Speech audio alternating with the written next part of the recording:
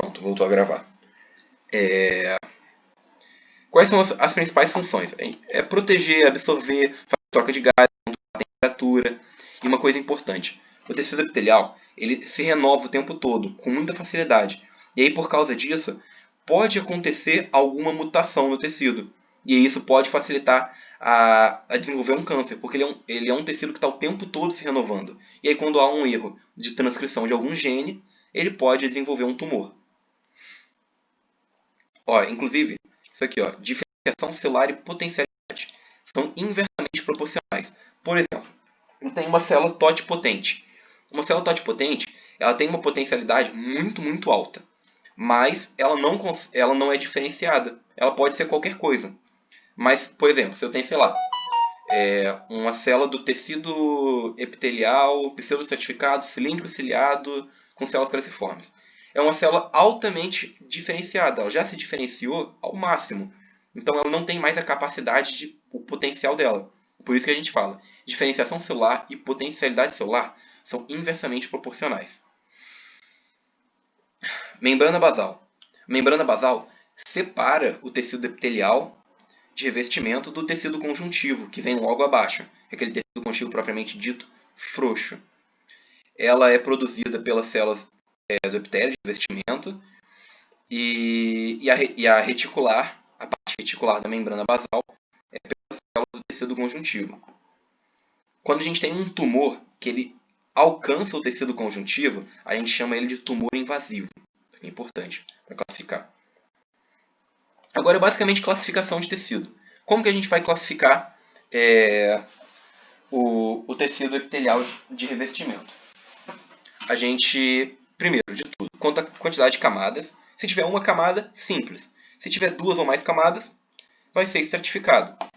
Quanto ao formato da célula, se a célula estiver achatada, mas a principal coisa que você tem que olhar é o núcleo. Se o núcleo estiver bem achatado, ele vai ser categorizado como pavimentoso. Cúbico, tem um formato cúbico, mas, por exemplo, o citoplasma dele pode estar um pouquinho esticado, mas se o núcleo estiver redondo, a gente categoriza como cúbico. E cilíndrico, colunar ou prismático, a célula em geral está esticada e o núcleo também tem que estar esticado.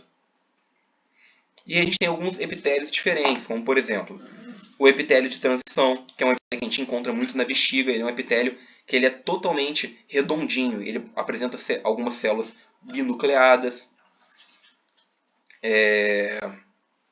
Tem também o epitélio pseudostratificado, que é importante saber. O epitélio pseudostratificado, por que ele tem esse nome? Pseudostratificado. Todo mundo acha que ele é estratificado, mas ele não é, porque os núcleos são em diferentes alturas. Só que todos eles partem da mesma membrana basal, sendo que alguns chegam só até a metade do tamanho das outras células. Outras células chegam até lá em cima. Por isso dá essa impressão de que é um pseudostratificado. E outra coisa importante, ele é sempre cilíndrico. Estruturas que a gente pode encontrar nos epitélios caliciformes, que a gente pode encontrar elas tanto no intestino quanto no trato respiratório, que elas fazem uma secreção de substância mucoide. A gente pode encontrar cílios, eles podem estar nas tubas uterinas, no útero ou no epitélio respiratório. Queratina. A queratina a gente tem ao redor da nossa pele inteira. Toda a nossa pele ela é recoberta com queratina, que é aquele epitélio pavimentoso, estratificado, queratinizado. Os estereocílios, que eu falei para vocês, aquela especialidade de membrana que a gente encontra no epidídimo, e microvelosidades que a gente encontra no intestino, para poder aumentar a superfície de contato. Para nomear a célula, a gente sempre tem que olhar a parte dela mais próxima da luz do órgão, ou seja, a parte mais externa. E aí aqui tem algumas características, como, por exemplo, o epitélio estratificado cúbico e cilíndrico. Se ele for estratificado, ele só pode ter duas camadas no máximo. O epitélio de transição é o único que tem células que tem dois núcleos, só que não são todas, são só algumas. As camadas do pseudostratificado não são nítidas, como eu falei para vocês. A queratina, que é ao redor da nossa pele inteira, ela só aparece no pavimentoso estratificado. As células caliciformes, elas sempre presentes no epitélio cilíndrico, nunca está em outro tipo de célula que não seja a célula cilíndrica. E quando tiver a borda arredondadinha, a célula bem globosa, é porque ela é aquele epitélio de transição. E sempre importante lembrar, quando for escrever um epitélio que ele é pseudoestratificado, tem que falar que ele é cilíndrico. Aqui, metaplasia em epitélios. O que acontece? É a transformação de um tecido em outro. Isso prejudica a função. Como, por exemplo, quando a gente tem uma pessoa que tem doença do refluxo gastroesofágico. O esfíncter esofágico inferior dele não está funcionando. Então a gente tem bastante refluxo de material gástrico com pH alto para o esôfago. Só que o esôfago não está pronto para receber isso. Então o que acontece? Faz metaplasia das células. As células começam a mudar de epitélio pavimentoso estratificado para um epitélio cilíndrico, para poder conseguir suportar aquele ácido. Isso a gente chama de esôfago de Barré. O nome desse processo é metaplasia. Tumores. Os tumores, quando ele é originado do epitélio glandular, a gente chama de adenocarcinoma. E do epitélio de revestimento, carcinoma. Importante lembrar disso. Agora, o tecido epitelial glandular. As glândulas, o que elas são? Elas são invaginações. Elas são invaginações das células epiteliais. Elas formam invaginações e aí ele fica com material glandular que categoriza esse tipo de célula. Agora, olha só. Ela pode ser classificada de 3 tipos de acordo com o local onde a secreção dela vai ser jogada. Ó, se ela possui uma comunicação através de um ducto com a superfície do epitélio, a gente chama de exócrina, que lança para fora.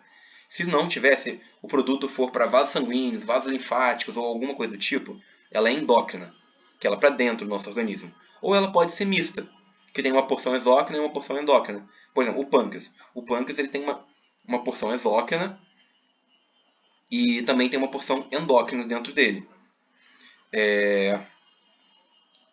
A diferenciação das 3 partes do tecido epitelial glandular. As unidades secretoras a gente chama de parênquima. O tecido conjuntivo que fica dentro do parênquima e que fica dentro da unidade secretora e que sustenta o parênquima a gente chama de estroma. E o produto de secreção que fica armazenado em alguns grânulos a gente chama de grânulos de secreção.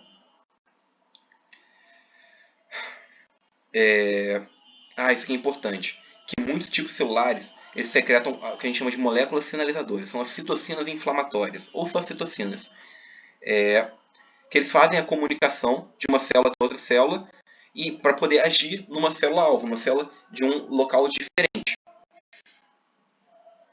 E aí, dependendo da distância dessa célula, a gente vai ter uma classificação. Ela é autóctona se a célula sinalizadora for a própria célula-alvo, se o que ela produziu é para ela mesma. Ela é paróctona se ela produziu para a vizinhança dela, para as células que estão ao redor dela. E ela é endócrina se a célula-alvo está muito distante, você precisa ser transportada através da corrente sanguínea ou através de vasos linfáticos. Em relação ao tipo de secreção da glândula, ela pode ser constitutiva. O que significa isso? Que não tem armazenamento. Ela secretou, vai agir imediatamente. Ou ela pode ser regulada, que tem armazenamento. Secretou, vai ficar ali e vai ser utilizada em um outro momento que houver um estímulo. Agora, as glândulas exócrinas em relação à natureza da secreção, ou seja, a formação da substância dela. Ela é mucosa. Mucosa, quando secreta grânulos de mucinógeno. O mucinógeno, quando ele entra em contato com a água, ele vira mucina. Mucina, onde tem muita mucina? É nas nossas células do estômago, que é para poder proteger a nossa mucosa estomacal do ácido clorídrico. E também outro lugar que a gente pode encontrar são as células caliciformes, que secretam mucinógeno, e as nossas glândulas salivares menores.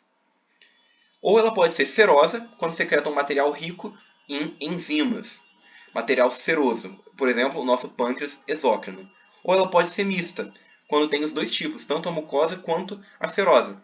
Sendo que um exemplo disso são as nossas glândulas salivares sublinguais e submandibulares. Se vocês olharem uma lâmina, vocês vão ver, na P2 eu vou mostrar para vocês, que tem os dois tipos. Tem tanto os ácidos mucosos quanto os ácidos serosos. Agora, em relação ao modo de secreção. Como que ela é secretada? A gente tem a meróquina, que a secreção ocorre por exocitose. Vai lá, libera uma vesícula com um grânulo, ou um grânulo com a secreção dela. A gente tem a apócrina. Na apócrina, vai por uma parte dentro da célula, uma parte mais apical da célula é liberada junto. Ela que contém a substância. Ou pode ser de maneira alócrina, quando a célula é o próprio produto. Ou seja, a célula morre para poder liberar a secreção dela. Outra forma também que a gente pode categorizar é através do número de células. Se ela for unicelular, por exemplo, a gente vai ter um exemplo, a célula caliciforme. A célula caliciforme ela é uma glândula exócrina unicelular. Ela não tem mais um tipo de célula, é só ela mesmo. Ela produz aquela substância, o mucinógeno, que entra em contato com a água e vira mucina. E a teca dela, que é o polo mais apical, a parte mais alta, é onde ficam os grânulos de secreção. O núcleo fica um pouquinho mais para baixo, nesse caso. Ou pode ser multicelular. Na multicelular, tem vários tipos de células, só que elas não atuam sozinhas, ou de forma independente. É um complexo secretor, que a gente chama. Que aí a gente vai ter, mais uma vez, aqueles diferentes tipos de organização. Ele pode ser simples, se apresentar só um ducto. Eu vou no slide, tem isso aqui, depois eu vou mostrar no slide essa classificação. Ela pode ser simples se ela tiver só um ducto para a porção secretora. Ela pode ser composta se ela tiver vários ductos para a porção secretora ou ramificada. Um mesmo ducto para mais de uma porção secretora. E aí, os tipos em relação à forma. Ela pode ser tubulosa, se ela tiver um formato tubular. A gente encontra isso muito nas glândulas da mucosa do intestino. Ela pode ser acinosa ou alveolar, quando ela tem o formato de um acino, né, um redondo. Exemplo, onde a gente tem nas glândulas salivares maiores. Ela pode ser túbulo-acinosa, quando tem túbulo-acinosa ou túbulo alveolar, né? Quando tem o tubo, formato de tubo, juntamente ao formato de ácino. Vou mostrar aqui para vocês. Olha só. As glândulas simples, quando só tem um ducto. Ó, a gente pode ter a tubulosa simples, que é o formato de tubo e tem um ducto só. A tubulosa simples. Simples por quê? Porque só tem um ducto. E ramificada. A tubulosa simples enovelada, ó, ela é enovelada, mas tem um ducto só. E a acinosa ou alveolar simples ramificada, que ela tem um ducto só e tem vários alvéolos aqui, vários ácinos. Ou ela pode ser composta, que ela composta, ó, ela tem um ducto, ela tem mais de um ducto, tá vendo? Pode ser uma tubulosa composta, forma de tubo com mais de um ducto. Acinosa ou alveolar composta, tem os ácinos e mais de um ducto. E a túbulo acinosa composta, ó, tem o ácino, tem um tubo, tá vendo? E os ductos.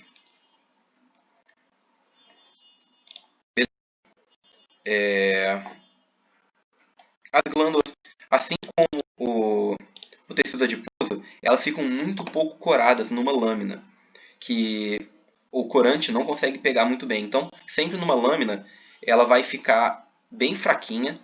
E onde que fica o núcleo dela? Numa glândula mucosa. Uma glândula mucosa, ela tem muita secreção do citoplasma. Então, o núcleo fica bem achatado e para o canto da glândula. Entendeu? Beleza. E quase que igual a uma glândula adiposa. E nas mistas, que a gente tem tanto o ácido seroso quanto o mucoso, ele é predominantemente mucoso, quase todo branco. E lá no cantinho a gente tem o que a gente chama de meia-lua serosa, que é a porção serosa dele. E agora, para finalizar, a gente tem a classificação das glândulas endócrinas, que elas podem ser tanto cordonais quanto folicular ou vesiculosa. A cordonal, onde a gente vai encontrar? A gente encontra ela muito no fígado, na adenohipófise, nas paratireoides, que ela recebe esse nome de cordonal, porque ela tem vários cordões entremeados com capilares sanguíneos. E o hormônio dela é secretado, armazenado dentro da própria célula. Isso é secretado com a chegada de uma molécula sinalizadora. Quando chega lá uma molécula sinalizadora, um impulso nervoso, secreta aquela substância para dentro do próprio organismo. Folicular ou vesiculosa, que ela forma os folículos. O que são folículos? Imagina um epitélio cúbico simples, no formato redondo, e aí dentro a gente tem um material que a gente chama de coloide. Onde a gente encontra muito isso? Na tireoide. Na tireoide fica o folículo, com as células epiteliais cúbicas ao redor, e ali no meio é onde ficam os hormônios. Fica TSH, fica T3, T4, que aí, na hora que precisa fazer a formação, capta, vai para dentro da célula e é liberada para os capilares sanguíneos. Agora, só para finalizar, olha só, aquilo que eu falei do tecido epitelial de revestimento. A classificação deles, que a gente pode ter. A classificação a gente pode ter quanto a camadas. Uma camada ele é simples, duas ou mais ele é estratificado. Ou pode ser em relação ao formato. Ele pode ser um pavimentoso, as células são achatadas, o núcleo também é muito achatado. Pode ser um cúbico, que as células elas têm altura parecida com o tamanho do núcleo, só que o núcleo dele é bem redondo. Ou pode ser cilíndrico, que nem está mostrando aqui nessa imagem. Que no cilíndrico, olha só, ele é bem esticado, só que importante, o núcleo ele é muito esticado. E aí, do cilíndrico, a gente vai ter o pseudoestratificado. O pseudoestratificado parece que ele tem estratificações porque as células ficam em vários tamanhos, os núcleos ficam em várias alturas diferentes. Mas todas as células partem da mesma membrana basal. Por isso que é pseudoestratificado. E sempre categorizar ele como cilíndrico. Ou ele pode ser de transição. Transição são aquelas células redondinhas, que às vezes podem ser binucleadas. A superfície dela é bem redonda mesmo, são várias células redondinhas. E mais uma vez, as substâncias que a gente pode encontrar, as estruturas, né? A gente pode encontrar células caliciformes, a gente pode encontrar cílios, estereocílios, queratina ou microvilosidades. Então, galera, acho que foi isso. Agora a gente terminou tudo. Ficou alguma dúvida aí? Ficou alguma dúvida sobre alguma questão? Lembrando vocês também que eu vou estar aqui o final de semana inteiro, só me mandar mensagem que eu tiro dúvida de vocês. Peço desculpa porque a aula, histologia não tem como ser legal, isso tem que admitir para vocês. É uma aula bem grande, bem chata, cheia de detalhes, mas felizmente é assim. Mas eu tenho certeza que eles vão mandar muito bem na prova. E é isso, qualquer dúvida eu estou à disposição de vocês. Ô, João, o João Vitor perguntou qual a diferença da membrana basal para a lâmina basal. Membrana basal para lâmina basal. A membrana basal, a gente tem a... Deixa eu até chegar aqui em cima.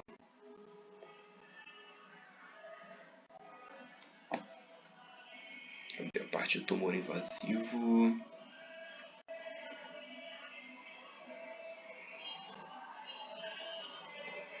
Olha só. A membrana basal é a formação da lâmina basal juntamente à lâmina reticular, que vem abaixo. A lâmina reticular é produzida pelo tecido conjuntivo. A lâmina basal ela é a parte de cima, que ela é formada pelo tecido epitelial mesmo. Então, quando a gente tem a junção da lâmina basal com a lâmina reticular, a gente tem a membrana basal. Entendeu? Tem mais alguma pergunta? Obrigado. Valeu.